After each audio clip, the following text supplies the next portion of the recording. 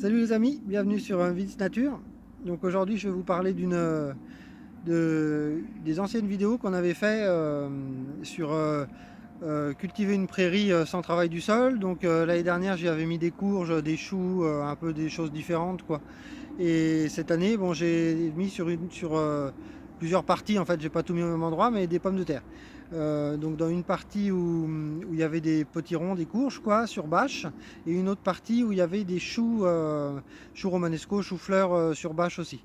Euh, donc c'est sur la pomme de terre, système semi-enterré, c'est-à-dire que je passe un petit coup de motoculteur, j'enfonce un peu la pomme de terre et après je paille par-dessus avec ce que j'ai, de la paille ou de l'herbe de tonte parce qu'il y a de l'herbe autour quoi. Donc je fais un petit rappel parce que moi ça me paraît évident parce que c'est mon métier et puis que j'aime bien manger, donc je m'intéresse aux aliments et puis j'aime bien la culture, c'est mon métier. Donc là c'est des pommes de terre nouvelles, donc je rappelle que les pommes de terre nouvelles c'est des pommes de terre qui n'ont pas fini leur maturité, c'est-à-dire qu'ils sont cueillis quand le pied est encore vert et la pomme de terre n'a pas fini de grossir. Et elle n'a pas fini de faire sa peau d'hiver en fait. C'est pour ça que la peau s'enlève toute seule souvent et puis que les gens les préfèrent parce qu'elles sont un peu plus tendres, un peu plus goûtues. Certains trouvent un petit goût de noisette. Donc voilà, je rappelle ça parce qu'il y en a, moi ça me paraît évident, à beaucoup de gens aussi, mais il y en a qui ne savent pas en fait. Ils croient que pommes de terre nouvelles, c'est comme les primeurs, ils croient que c'est les premières pommes de terre. Mais en fait, c'est pas du tout ça. On peut avoir des pommes de terre nouvelles en plein mois de septembre. Et puis dans certaines régions, on peut en trouver toute l'année. Et donc voilà, donc c'est un petit rappel là-dessus. Un petit rappel sur aussi par rapport à la culture de la pomme de terre. Moi, ça me paraît évident aussi, mais en fait, la pomme de terre, elle forme ses fruits à partir de quand il y a de la floraison. Et quand elle fleurit, elle commence à former ses fruits. Et après, au fur et à mesure que ça fane, les fruits grossissent. Et donc c'est là qu'il faut de l'eau en général. Il en faut un petit peu au départ pour partir. Et pendant la floraison, c'est là où il faudrait bien de l'eau. Bon, nous, on n'arrose pas, donc on ne choisit pas. Mais moi, c'est quand les fleurs commencent à apparaître que je vérifie s'il y a des problèmes. Et quand les fleurs sont fanées, que je commence à regarder si je peux récolter les pommes de terre nouvelles. Donc voilà, ça c'est une petite astuce, c'est gratuit. Et donc les différents problèmes sur la pomme de terre, pour moi en particulier, ça serait les limaces, parce qu'il y a beaucoup de les limaces quand on a des temps humides, soit elles mangent les plants, donc ils sont faibles et ils ont du mal à partir ou ils partent pas du tout, ils pourrissent. Des fois ça arrive même qu'ils mangent les pommes de terre en fin de saison ou en début de saison, les pommes de terre nouvelles quoi, ou les pommes de terre qu'on finit de mûrir. Nouvelles en début de saison, qu'on finit de mûrir en fin de saison, quand il y a des limaces quoi. Normalement, les limaces, à partir du mois de juin, j'en entends plus parler. Mais là, cette année, c'est l'orgie des limaces, quoi. Et donc, même maintenant, ça arrive que quand il y a de l'humidité, je me fais manger quelques petites pommes de terre. Donc, les limaces, les rongeurs, souris, mulots, campagnols, tout ça, qui mangent les pommes de terre. Donc, ça, c'est un problème aussi. Trop d'eau, ça donne le mildiou, comme pour la tomate, pareil, hein. Donc, les pieds chopent le mildiou. Et puis, s'ils fanent avant la floraison ou pendant la floraison, bah, vous aurez presque pas de patates, voire pas du tout, quoi. Donc ça, c'est des problèmes. L'eau, c'est un problème aussi. La pomme de terre réclame pas énormément d'eau, mais à des certaines périodes, elle réclame de l'eau en grosse quantité, mais pas souvent. Enfin, pour moi. Après, c'est mon avis. Après, pour moi, ça sert à rien d'arroser un petit peu des pommes de terre tous les jours sur 1 centimètre, quoi. C'est vaut mieux arroser une grosse fois, une fois par mois. Mais bon, c'est difficile. Nous, dans nos grandes cultures, comme ça, on n'a pas les matériels pour arroser. Donc, on laisse la pluie faire. Euh, Ça, après, il peut y avoir les dorifores, mais moi, je suis pas embêté avec ça. J'en ai des fois, mais ils disparaissent tout seuls, donc quelque chose les mange ou alors ils meurent, je sais pas. Euh, donc voilà, ça. Le verdissement des pommes de terre aussi, ça c'est embêtant. Quand on a certaines techniques, les pommes de terre verdissent. Donc elles deviennent vertes et c'est mauvais pour la santé. Donc si vous en avez chez vous, des fois en les stockant, c'est pareil, ça le fait aussi. Donc c'est pas dramatique, hein, faudra en manger des tonnes pour vraiment que ça soit mauvais pour la santé, mais c'est pas très bon. Et puis à l'aspect pour le client, c'est pas terrible quoi. Et donc éplucher bien le verre ou voir le couper quoi. Ça, quand il fait trop chaud, quand on met pas de paillage, dans des systèmes classiques en butage avec la terre, sur des terres noires par exemple, assez aérées, assez drainées, des terres sableuses, quand il fait trop chaud et que la pomme de terre est déjà formée en formation quand il y a des grosses chaleurs, ça va mettre un coup de chaud à la pomme de terre et elle aura du mal à se conserver. Ça, faut le savoir aussi. Donc moi, j'ai pas ce problème-là non plus. Donc on pourrait dire encore, je pourrais vous citer les opérations qu'il y a eu, donc je me répète, mais coup de motoculteur, plantage des patates, paillage. En gros, pour toute ma surface là, qui doit faire à peu près 8 arts, En toute culture confondue, j'utilise 2 rumbaleurs de paille. Alors je sais plus combien ils font de kilos, mais et sans trop économiser, plus l'herbe de tonte qu'il y a autour que je récupère. Cette année, j'ai décidé de récupérer l'herbe de tonte à fond à fond. Donc je suis pas devenu obsédé de la tonte, maniaque de l'herbe, tout ça comme la plupart de mes congénères humains, mais j'essaye de récupérer un maximum d'herbe, donc de tonte pas trop court, pour que l'herbe repousse bien, pas qu'elle soit toute cramée quoi, dès qu'il y a un peu de chaleur, et de récupérer un maximum, voir ce que ça peut m'apporter. Et puis franchement, c'est pas négligeable, hein. Quand on a des grandes surfaces herbées comme nous autour des terrains, ça fait des petites économies de paille et ça apporte des choses différentes, je trouve. Mais j'en reparlerai dans d'autres vidéos de ça. Donc voilà, je vous laisse découvrir la parcelle.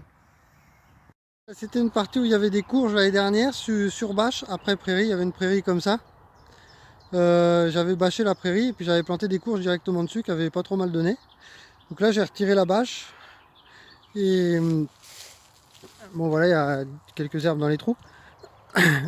Et la terre est quand même pas mal encore humide en dessous la bâche, ce qui est bien. Ça fait un moment qu'il n'a pas plu. Ça doit faire un mois et demi, à part il a plus 3 gouttes, mais tout est sec aux alentours, quoi, à part en dessous les bâches.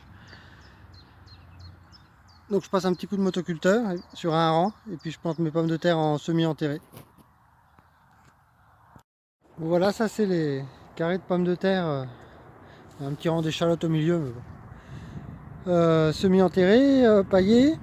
Alors il y a herbe de tonte et paille, les deux mélangés. Et enfin, je fais pas un mélange bien précis, hein. C'est-à-dire quand j'ai de la tonte, je mets de la tonte, et puis quand j'ai plus de tonte, je finis par de la paille, et puis après des fois je remets un peu de paille par-dessus quand la tonte se décompose, je fais un peu comme ça vient. Ça a bien pris, là c'est des charlottes. Celles-là sont un peu plus vieilles, je les ai plantées un peu plus en avance, peut-être 15 jours avant, ou un peu plus, un peu moins. Sur ces... en fait là il y a 3 rangs de charlottes et 2 rangs d'agatha, un rang d'échalotes et après c'est des charlottes. Et bon, je m'organise comme je peux pour pas mélanger les variétés. Et sur ces 3 rangs là, j'ai cueilli l'équivalent d'une petite caisse noire que je vais vous montrer en pommes de terre nouvelles, en sachant qu'il en reste plein en dessous. Bon, il y avait des courges avant ici sur bâche, donc j'ai débâché, j'ai passé un petit coup de motoculteur, pas partout, juste sur un sillon de pommes de terre, j'ai planté les pommes de terre et j'ai paillé par dessus. Pas d'arrosage, rien du tout, juste j'arrose un peu mes courges et un peu des carottes là, mais c'est pas terrible cette année les carottes. Donc elles ont pris un petit peu dans les pointes, un petit peu d'eau sans faire exprès quoi. Mais sinon aucun arrosage du tout. À part la pluie quoi. Et là c'est un petit carré où il y a des agathas. L'année dernière il y avait des choux. Choux-fleurs, choux romanesco.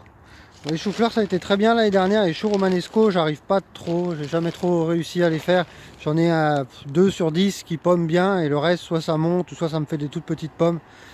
Alors il faudrait peut-être voir des variétés hybrides, mais comme de toute façon ça c'est pas très apprécié des clients, la plupart soit ils connaissent pas, soit ils aiment pas trop ça, ou soit c'est un peu cher. Donc j'ai décidé de plus trop en refaire, à part si j'avais trop de place peut-être, mais pour l'instant j'en refais pas. Donc là j'ai fait 2 pieds, donc c'est ça, là, une petite caisse noire comme ça de Charlotte là-bas que j'ai eu, en sachant que oui il en reste plein des petites qui vont mûrir après. Et donc là je les récolte au fur et à mesure. Je vous l'avais déjà montré dans une autre vidéo, mais je vais vous remontrer. Et puis là j'ai fait 2 pieds, j'ai eu ça. C'est des agathas.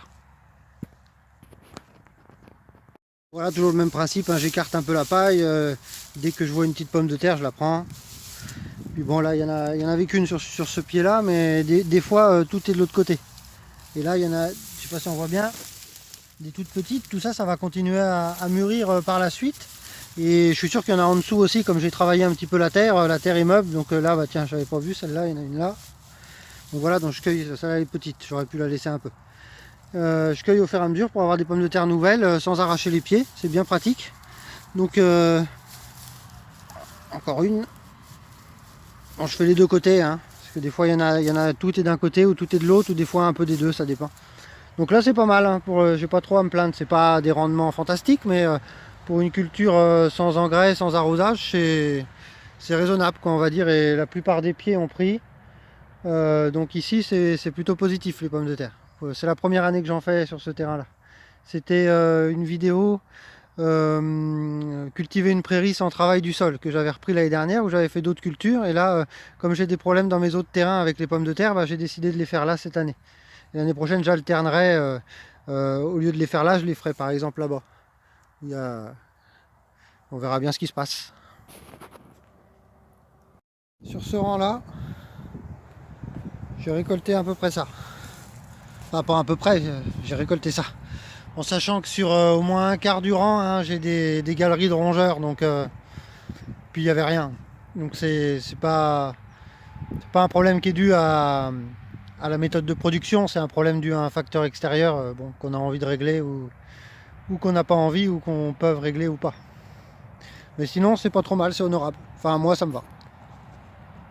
Les rangs font 10-12 mètres. 10-12 sur cette partie-là. Enfin à peu près en calculant avec mes pieds quoi. Voilà, là j'ai fait le deuxième rang d'à côté. Donc les deux rangs j'ai une caisse. Donc j'ai eu quelques trous de rongeurs, peut-être un peu moins qu'à côté, mais j'en ai eu quand même. Maudit rongeur.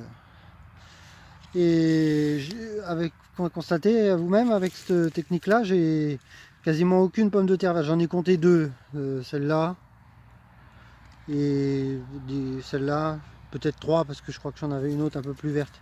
Mais bon, sur toute la caisse, 2-3 pommes de terre verdies quoi. Donc c'est bien quoi. J'espère que la vidéo vous a plu.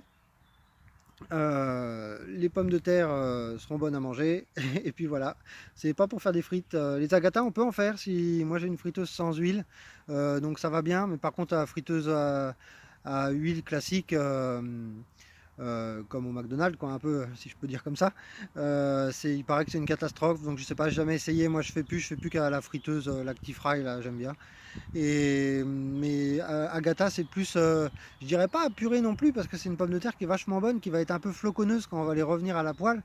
Moi j'aime bien, après ça dépend des goûts. La Charlotte, c'est une pomme de terre qui va plus rester ferme, faire des pommes de terre à l'eau, pommes de terre en salade, tout ça. Que l'Agatha, c'est plus une pomme de terre qui va se faire revenir à la poêle, qui va se faire au four dans un rôti. Voilà, bon, c'est des petits conseils culinaires. Allez, prenez soin de votre estomac, à bientôt, à la prochaine. Et comme disait Bengi, prenez soin de vos tulipes, messieurs, dames.